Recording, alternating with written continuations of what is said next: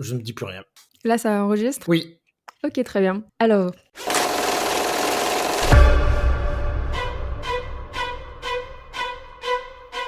bonjour à tous, bonjour Stéphane. Bonjour Mélanie. On se retrouve pour ce nouvel épisode spécial Halloween de The Spectators, le podcast.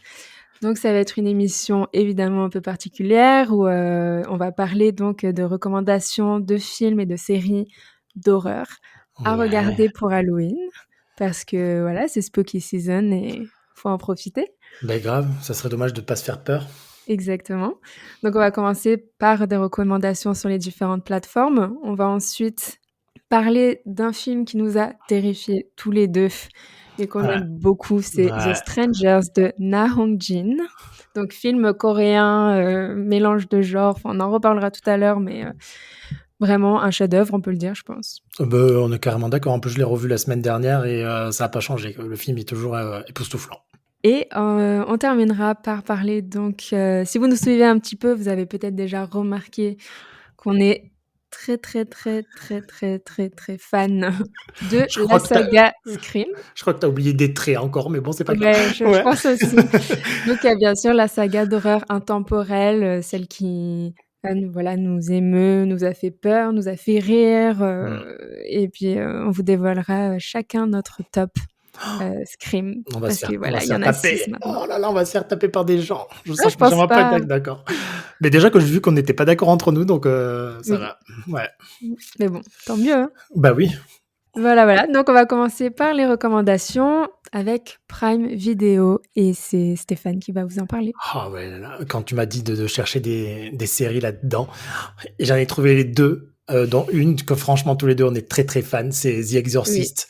Ouais. Donc c'était une série qui était diffusée sur la Fox à l'époque et alors je veux pas trop spoiler, mais c'est à la base c'était censé être un reboot, mais en fait au final c'était une suite Oui, des films et on en a pris plein la tronche quoi. C'était vraiment trop bien. Et donc c'était là, génial. ouais, il y a sur Prime Video, donc il y a les 2 saisons et il faut se jeter dessus, le regarder dans le noir et se laisser porter par les deux saisons, 2 histoires différentes. La saison 2 est avec John Cho, donc forcément il y a John Cho, donc jetez-vous dessus. Et, non, mais Qui c'est nous a été enlevé trop tôt. ah ouais, mais c'était triste hein, parce qu'on Mmh. on aurait aimé avoir une saison 3, sachant qu'il y avait une mythologie qui se créait petit à petit et c'était super. Enfin, franchement, c'était une Clairement. très très bonne adaptation sérielle d'une saga cinématographique. Donc, c'est un peu dommage qu'on n'ait pas eu de suite et c'est un peu triste de voir qu'elle est oubliée dans le revival qu'il va y avoir de The Exorcist au cinéma aujourd'hui. Bon, enfin bon, c'est pas Oui. grave. Après, il faut voir avec le film La Dévotion qui vient de sortir, est-ce que ça va relancer? Bon, les avis ont l'air plutôt mitigés, Ouais. donc je sais pas, est-ce que ça pourrait permettre de se recentrer sur la série?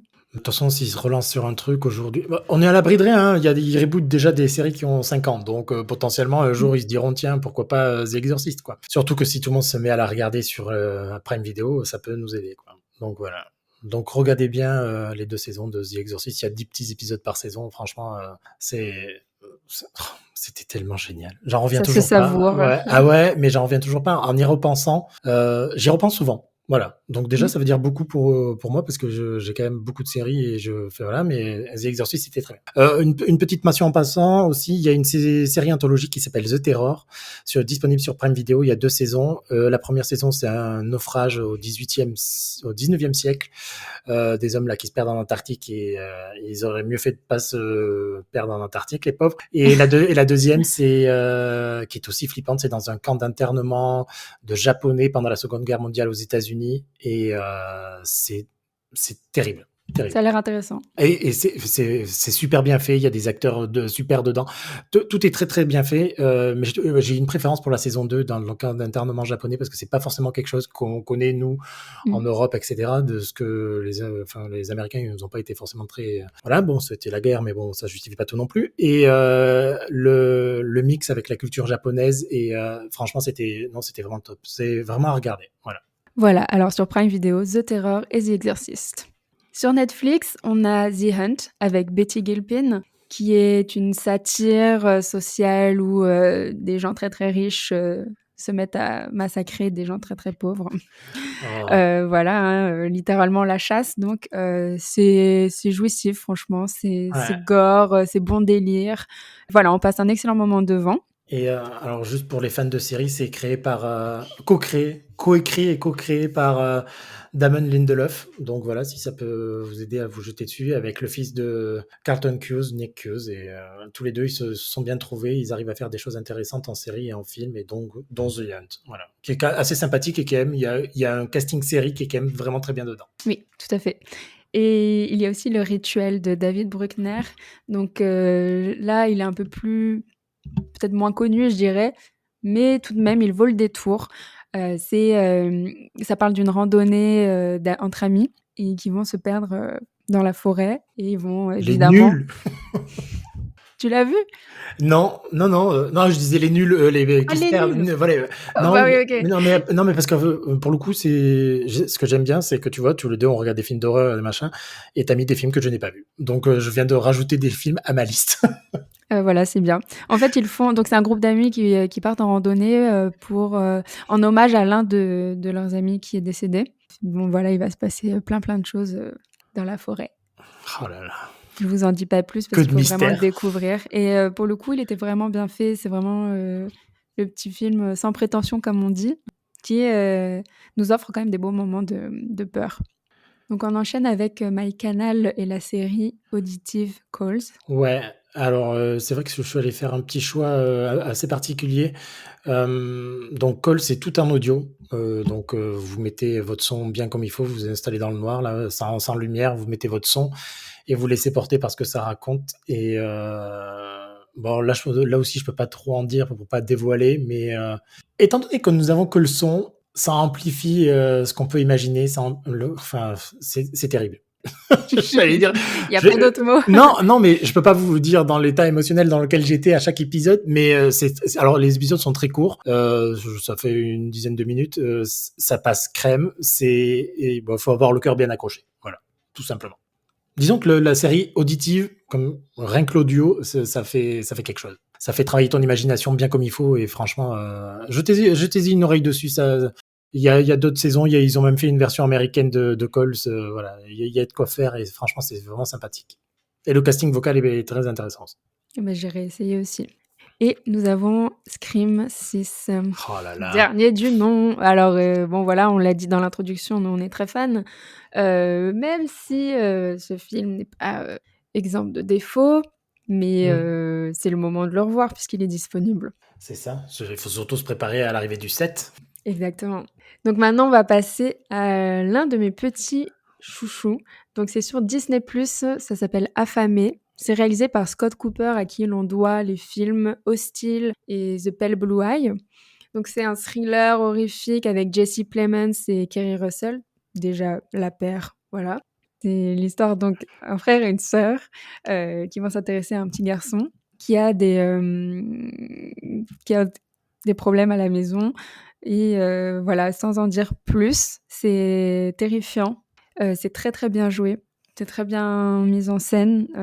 Et vraiment, c'était une très belle surprise. En même Et temps, on en ressent. Scott Cooper, c'est pas un manchot, quoi. Je savais même pas qu'il avait fait un film d'horreur, tu vois. Ouais. Je suis bien content, encore une fois, d'avoir eu cette petite recommandation, quoi. Et un scénario très original aussi. En Et voilà, plus, ah ben c'est voilà. sur un mythe revisité. Et voilà, faut vraiment le découvrir les yeux fermés. Mais non, il faut absolument regarder les yeux Oui, ouverts. il faut y aller les yeux fermés. Voilà. Voilà. Et sur Disney+, il y a aussi, on peut vous recommander le cultissime Jennifer's Body, parce qu'après tout, qui dit Halloween dit pas nécessairement que de la peur. On peut aussi rigoler devant, et Jennifer's Body, c'est quand même un bon délire, quoi. Avec Ouais, Megan Fox et Amanda Seyfried, évidemment. Et une bande-son d'enfer. clairement. Je crois qu'il me reste encore des chansons sur mon iPod, mais voilà. C'est pour dire à Vraiment, quel point je ouais. suis vieux, ben voilà. Donc, ouais, vraiment, c'était... Je trouve qu'en plus, il a été réhabilité depuis sa sortie. Oui, non, mais c'est vrai en plus, c'est carrément vrai. Il a une C'est... petite reconnaissance là depuis 2-3 ans. Oui, Ouais, non, c'est bien. Un jour, on le considérera comme un chef-d'œuvre. Allez, on y croit. on y croit, ouais. Et on passe enfin sur la plateforme de Screaming, Shadows, avec première recommandation Eden Lake de James Watkins. Donc là, encore une fois, un film incroyable, vraiment. C'est un survival brutal, traumatisant, avec Kelly Reilly et Michael Fassbender. Il faut absolument voir. Maintenant, c'est vrai que faut être dans un bon mood. Parce qu'il est quand même, il est assez difficile à regarder. Voilà, faut le savoir. Mais vraiment exceptionnel. Et si vous avez vraiment envie de vous faire peur, allez-y. Je vais me laisser porter parce que tu vois, Kelly Reilly, il y a quelques années, j'avais beaucoup de mal.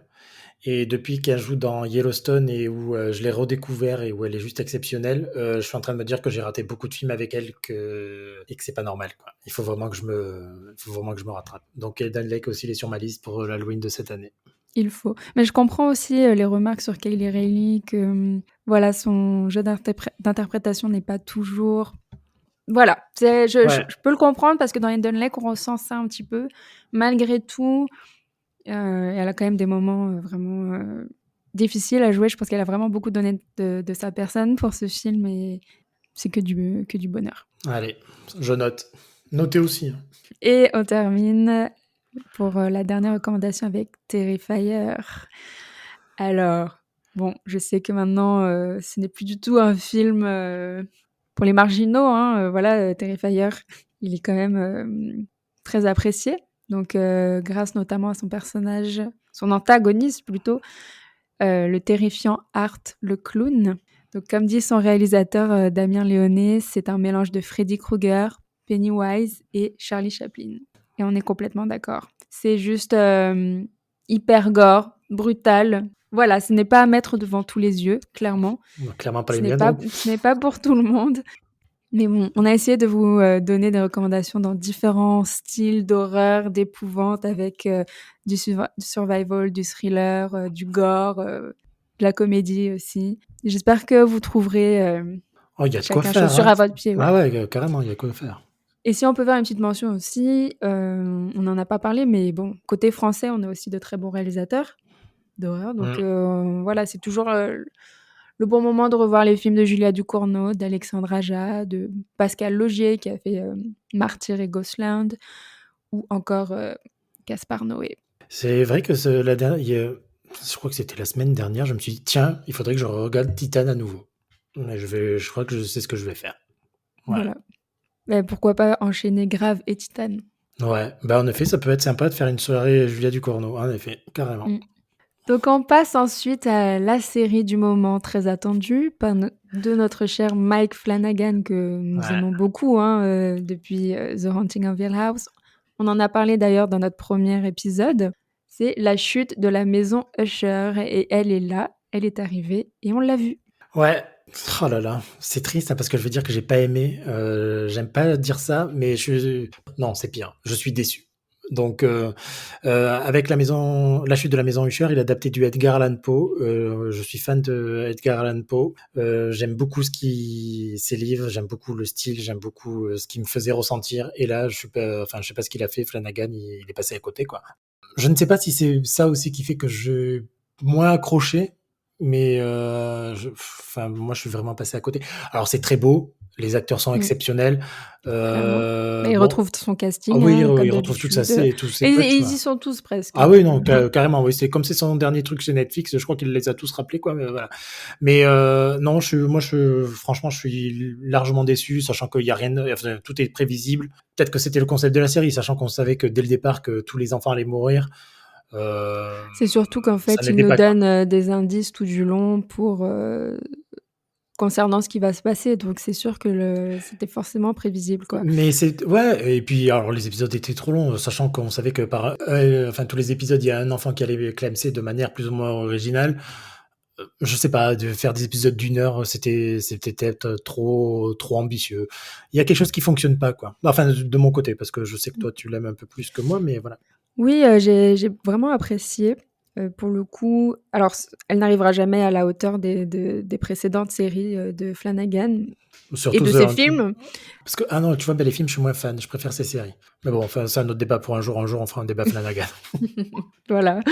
À noter. Oui, oui, non, clairement, la chute de la maison Usher, pour moi, c'était je me suis pas ennuyée. Voilà, j'ai passé quand même un bon moment devant. Les épisodes, sont passés, relativement vite parce qu'il y a quand même, voilà, ça l'art de la mise en scène, il a ses effets visuels qui sont accrocheurs. Ce n'est pas non plus vide. Il peut dire un grand merci à son casting, qui est Ouais, quand même, clairement. exceptionnel et du coup, ça on est quand même accroché, à leurs personnages alors qu'ils sont tous détestables, pour la plupart. Ouais. Donc je pense qu'en fait, ce qui fait défaut pour moi, c'est comme tu l'as dit d'ailleurs, c'est le schéma répétitif des épisodes.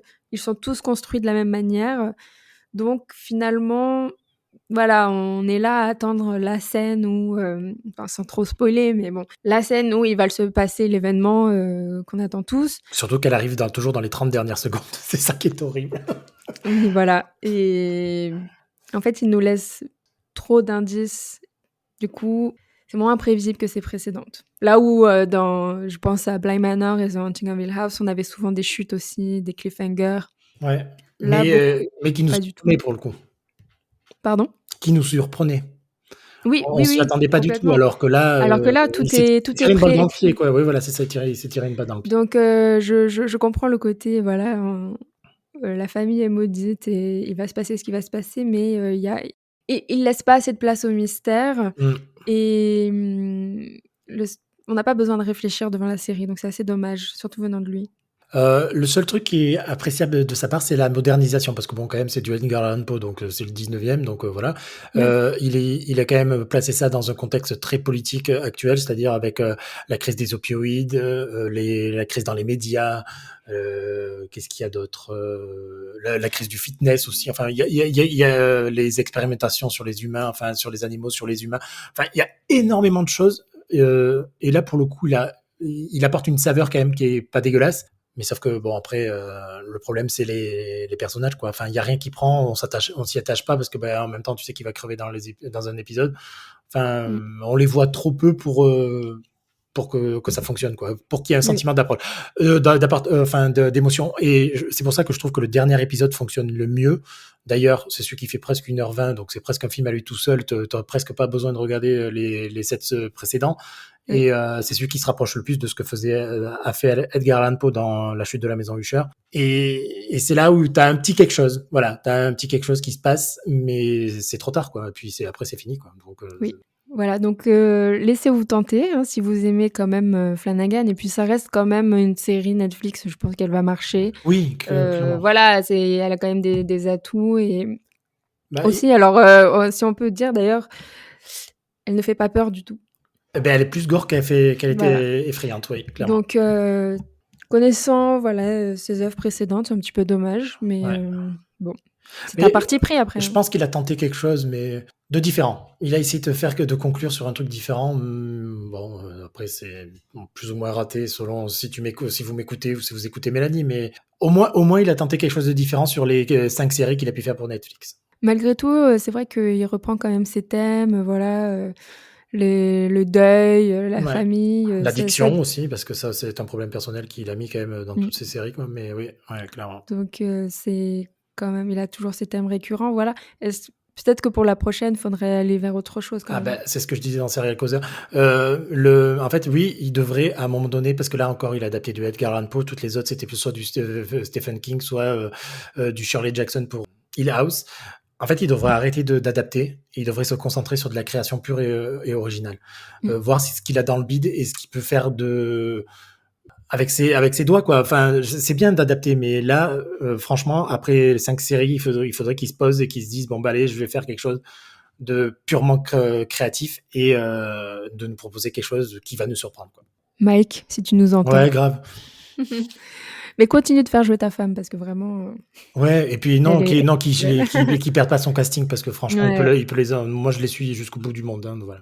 vraiment. Sur cette, bonne note, du coup, on va enchaîner avec le frisson, The Ouais. Strangers de Na Hong Jin.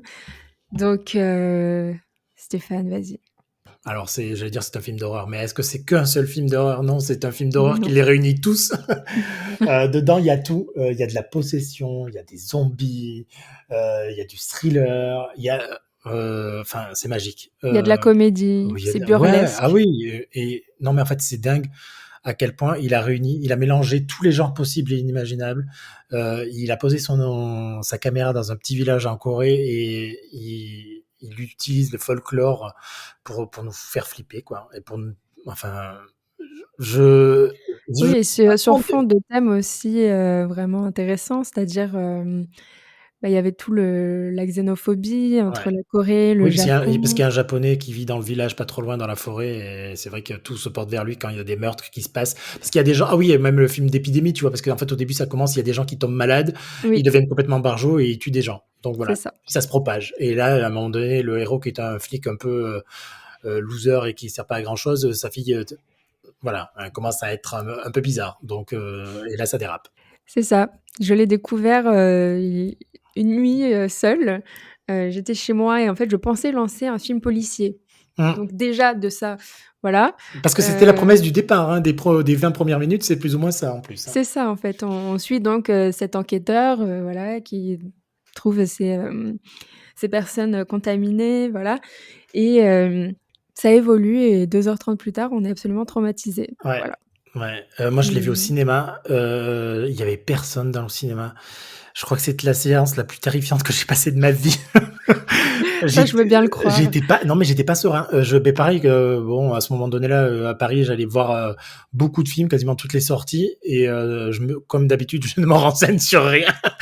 Pas comme toi, je me suis fait avoir. Les 20 premières minutes, je croyais que c'était un policier. Et puis après, j'ai eu du mal à dormir pendant au moins quelques jours. Voilà. Ouais. Ah non, non, Bon, on c'est s'est tous fait terrifiant. avoir en Ah oui, fait, non, mais je pense, ouais. hein. On s'est dit: «Oh, ça va, un petit film Ouais. coréen sympathique». Mais bon, la Corée est toujours là pour nous surprendre. Donc je l'ai revu la semaine dernière quand on en a parlé là pour préparer le podcast et j'étais pas serein, hein. À nouveau, hein. Je savais que Mmh. ce qui allait se passer, Mmh. on en a discuté, heu Il a et une je maîtrise, de la tension quand et le même. pire et le pire, c'est que ça se passe quasiment tout en plein jour. Ouais. Tu es là en plein jour, il te fait monter la musique, il y a voilà et les acteurs sont exceptionnels parce que le moindre, enfin, ça se découvre, mais franchement, ça se vit. Et c'est un truc qui prend aux tripes et qui est, tu le vis. C'est une Ah ouais, expérience. non, Ouais, ouais. ah non, mais et je m'en Puis souviens c'est un encore, peu hein. cliché de dire ça, c'est une expérience, mais croyez-le Ah vraiment, non, c'est ouais, je m'en souviens encore sur mon fauteuil au cinéma. Je te jure, à un moment donné, je me suis demandé si j'allais pas partir, quoi. Enfin, c'est très rare que je quitte une salle, mais non, d'ailleurs, je l'ai fait qu'une fois, mais j'étais vraiment pas serein. Mais alors, vraiment pas serein. puis vraiment voilà, c'est ce qu'on disait, sa force, c'est de nous emmener là où on ne l'attend absolument pas et de se dire en fait, on fait que de se poser des questions en disant: «Mais qu'est-ce que je suis en train de voir, quoi?» Et c'est Pour au cohérent. final, oui voilà, Ouais, pour qu'au final à la fin on se dise: «Mais c'était absolument incroyable», mais ouais. c'était terrifiant et aussi, le film, la force du film, c'est de nous proposer vraiment des séquences ultra marquantes. Je pense à toute la séquence, du chaman Ah, qui l'exorcisme, essaye ouais. d'exorciser la petite. Ouais. Il y a aussi toute cette scène, dans la forêt où, le japonais est pourchassé et en fait, il nous balade. Na Hong-jin, il nous balade en fait avec, sa mise en scène et on croit savoir quelque chose, puis en fait non et puis ce qu'on croyait savoir, en fait, c'était ça, mais en fait, voilà. Non, vraiment, Ouais. Non, non, et c'est grand. non, mais en plus, c'est d'une cohérence, parce que d'une cohérence, tu te dis, là, on vient de vous dire que ça fait film d'épidémie, film policier, film de zombies, film de possession. Et en fait, c'est un chemin qui te prend tranquillement, il te prend par la main, il t'amène dans toutes les horreurs possibles et inimaginables. Et à la fin, il te pose là, et toi, t'es là, non, mais pitié, stop, j'en veux plus. Et au final, t'en redemandes et tu souffres, enfin, on souffre.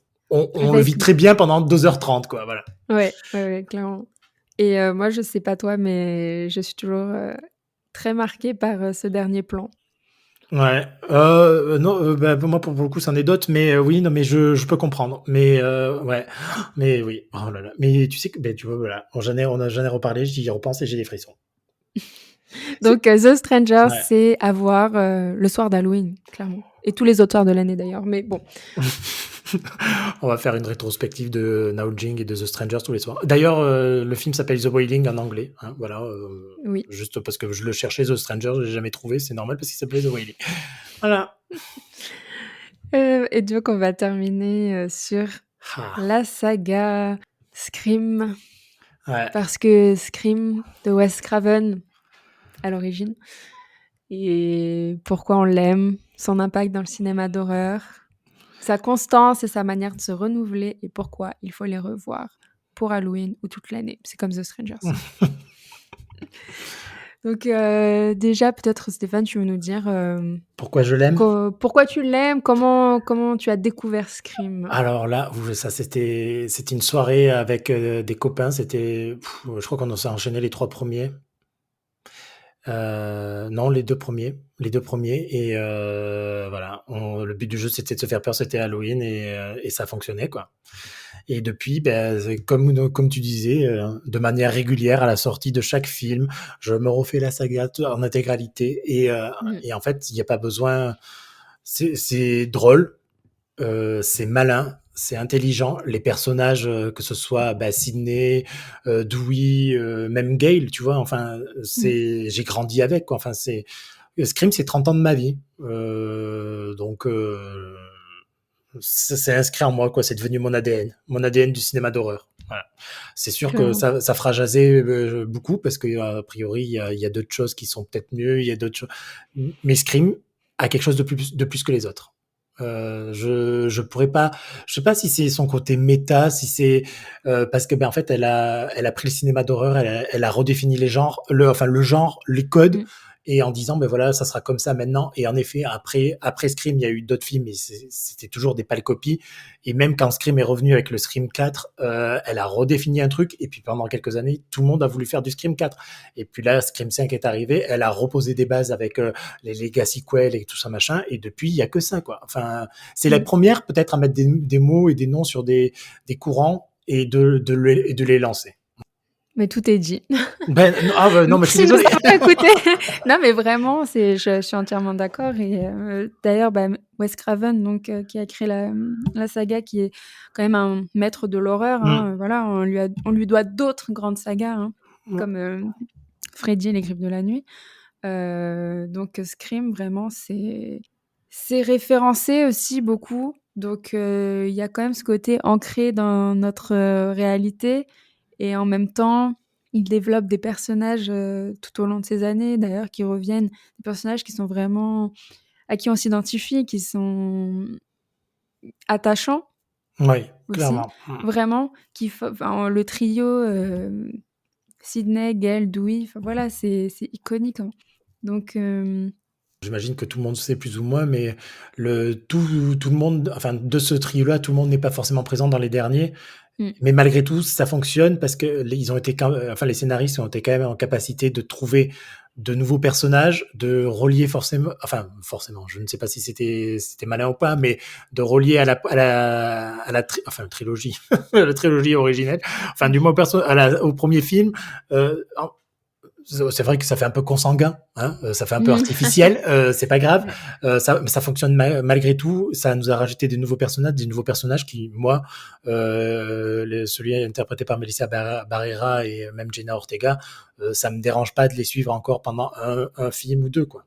Non, En fait, clairement. ils peuvent faire des trilogies avec un film tout seul comme le Scream 4 là, et puis après refaire une trilogie comme ils sont en train de faire 5, 6, 7, faire un film tout seul, le Scream 8, et puis après refaire une trilogie. Ça peut continuer comme ça pendant des années. Moi, ça me va. Ouais, clairement, clairement. En fait, il faut juste des bons scénaristes. Alors, c'est vrai que Kevin Williamson, on lui doit beaucoup, hein, donc le scénariste Ouais. des films. Et puis, c'est vrai que, voilà, en ce moment, il y a toutes les sagas d'horreur qui essayent de se réinventer, de se relancer. Oui, on parlait de The Exorcist Et, là déjà tout à l'heure.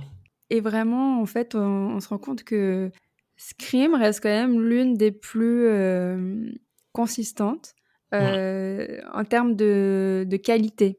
C'est vrai qu'il y a les deux réalisateurs là, qui ont repris à partir du 5, qui étaient derrière Wedding Nightmare, qui Qui était était très bien. absolument Ouais. exceptionnel. Ouais.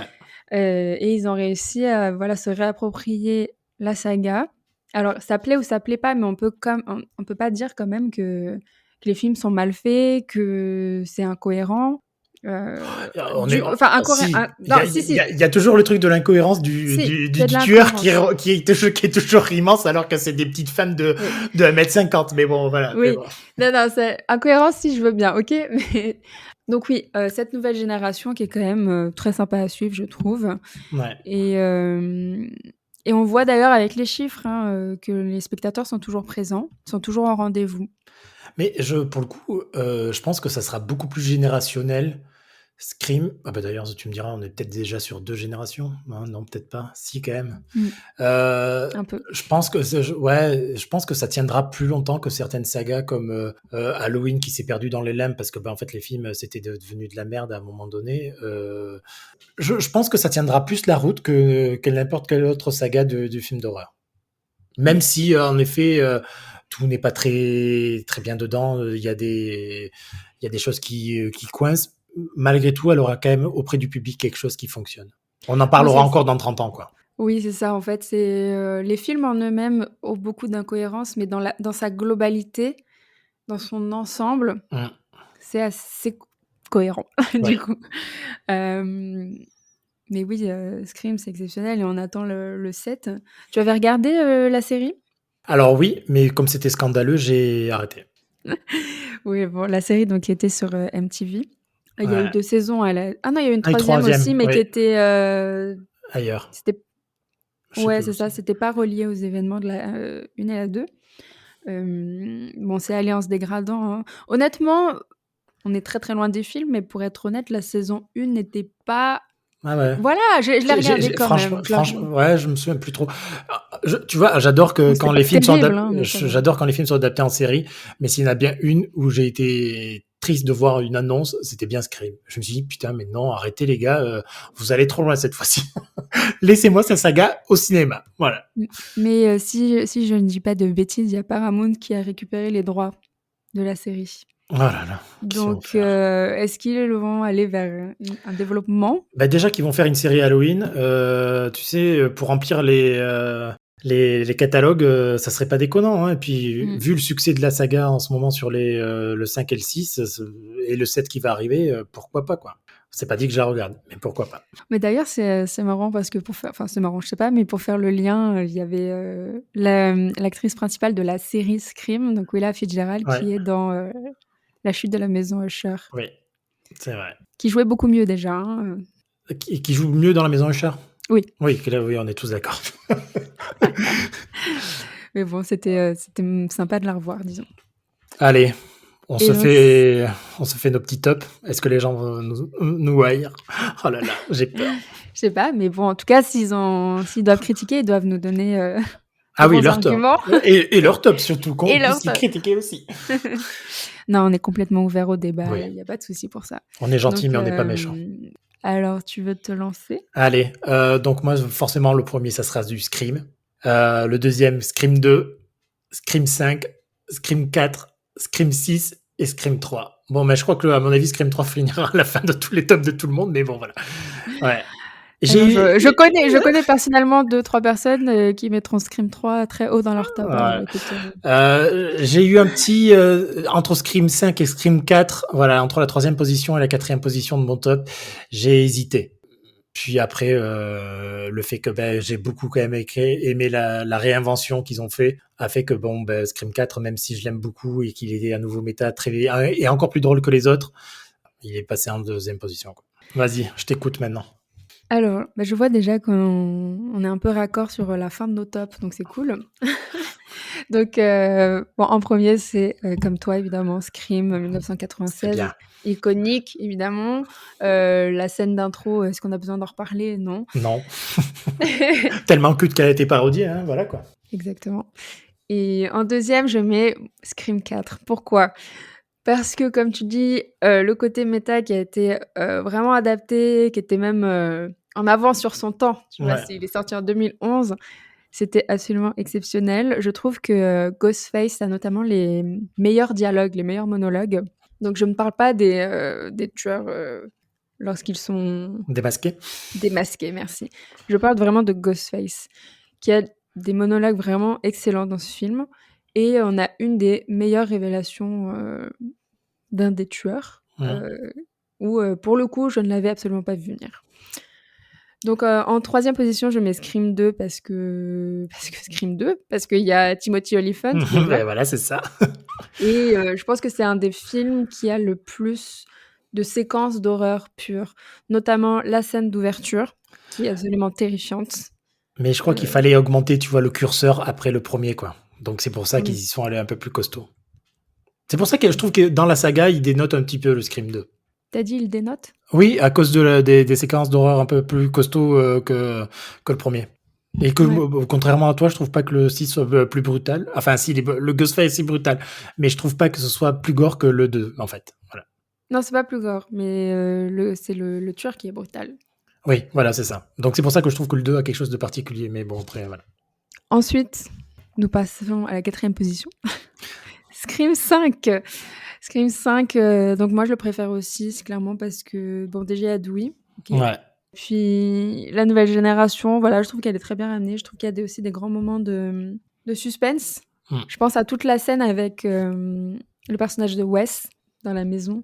Le motif des tueurs, pour moi, est plus intéressant que celui du 6. Voire largement plus intéressant et qui apporte quelque chose de nouveau.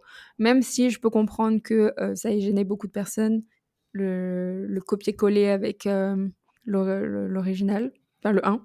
Non, mais c'était pas un copier-coller, c'était un hommage. Oui. Mais bon, en parlant de copier-coller, on va passer donc à la 5e position avec Scream 6, où là, par contre, ça devient quand même beaucoup plus gênant. Et malgré que le Ghostface soit vraiment brutal, je pense à toute la séquence avec l'échelle dans l'appartement, celle-ci. Alors vraiment, je crois que c'est une séquence qui m'a le plus marquée. Ouais, non, mais elle était cool, celle-là. J'ai beaucoup aimé. Elle était vraiment, mais exceptionnelle. C'est vraiment, je pense que une des mises à mort peut-être les plus difficiles à regarder. Mais maintenant, la révélation des tueurs, elle est mauvaise et on perd tout en crédibilité. Et il y a aussi vraiment le côté too much, où tous les personnages se font stab 10 fois et ils repartent de là sans problème. Enfin, il y a quand même quelque chose qui m'a gênée. Enfin, toute la dernière partie, en fait, toute la dernière Ouais, partie. je peux comprendre. Il faudrait que pour le coup, je dois avouer, je l'ai pas vu depuis un an. Il faudrait que je crois que je vais me le refaire là encore une fois. Mais c'est vrai qu'en sortant de la salle, c'était waouh. Et Oui, c'est ça. comme on en avait parlé, c'est vrai que c'est vrai que la fin, ça pêche un petit peu, quoi. C'était un peu trop over the top. Ouais, clairement. Pour l'avoir revu, c'est pour ça qu'il se retrouve finalement assez bas dans mon top. Oui, Parce bah, que ça c'est m'a comme moi, beaucoup quoi. gênée. Ouais. Et puis en dernier, Scream 3, hein, parce que bon, voilà. Parce que voilà.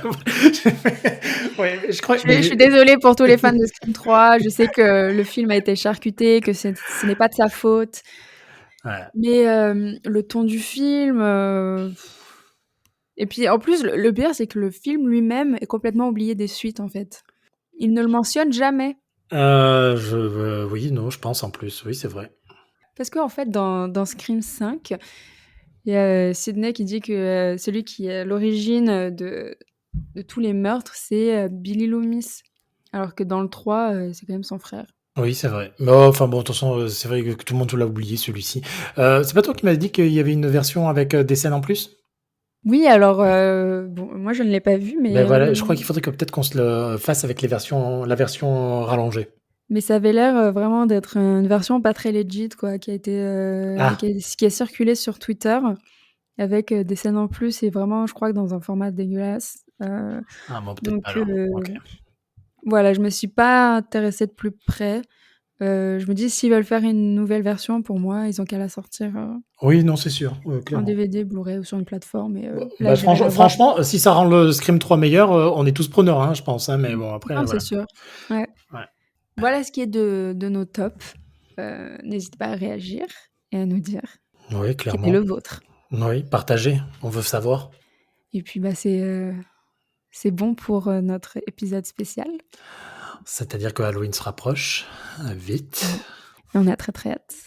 Oui, et j'espère qu'on va avoir plein de nouvelles découvertes de films d'horreur. N'hésitez pas à les partager avec nous si on en connaît pas. Et comme vous pouvez voir, je suis à peu près vierge de pas mal de choses, donc n'hésitez pas à m'envoyer des trucs bien qui font peur, mais pas terrifiants comme Terrifier, parce que celui-ci, je crois que je suis devenu coulrophobe et moi les clowns, je crois que je peux plus depuis Pennywise, c'est fini quoi. Voilà. Et puis Pennywise à côté, c'est de la rigolade. Hein, En plus, ah ouais, d'accord, ouais, non, mais voilà. Parce Ça. que Art, il est ouf. Ouais, Voilà. bah voilà. Il m'a traumatisé lui Je aussi. crois que j'ai pas le cœur bien accroché pour ça. Mais si vous avez vu le 1, regardez le 2. Ah, super.